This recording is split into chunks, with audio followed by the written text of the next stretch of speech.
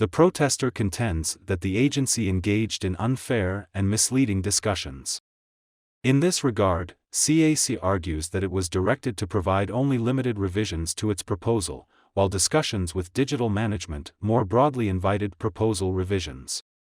In support of this argument, the protester asserts that the only area of its proposal where it was directed to provide anything beyond confirmation or clarification related to a request from the agency to provide additional price discounts for option years 3 and 4.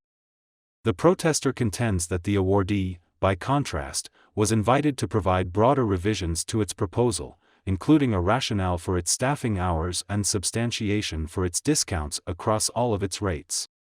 The protester contends that had it been specifically advised that it could broadly revise its proposal, it would have increased its price discounts for the other contract periods, beyond option years 3 and 4, and thereby reduced its final price.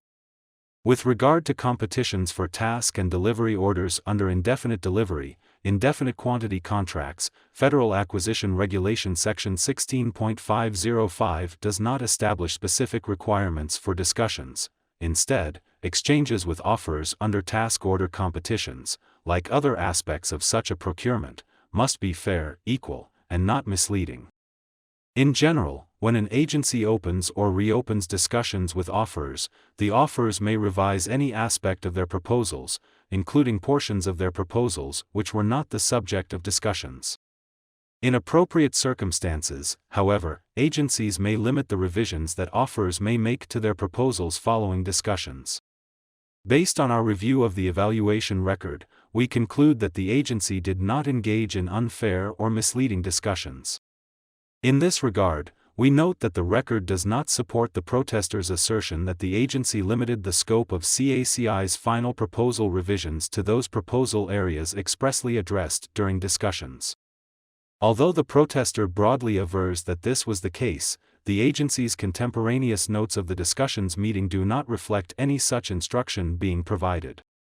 Nor does the protester provide any support for its assertion that a limitation instruction was given.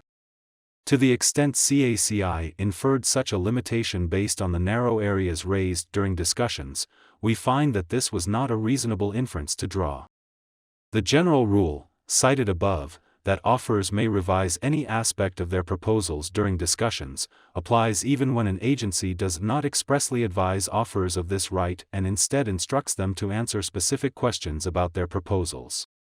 Moreover, we note that the protester could have sought clarification on this point with the agency during its discussions meeting. In sum, we find no merit to the protester's contention that it was reasonably unaware of its right to broadly revise its price proposal. Additionally, based on our review of the record, we find that the agency's discussions with offerors were not unfair or unequal. While discussions may not be conducted in a manner that favors one offeror over another, they need not be identical among offerors.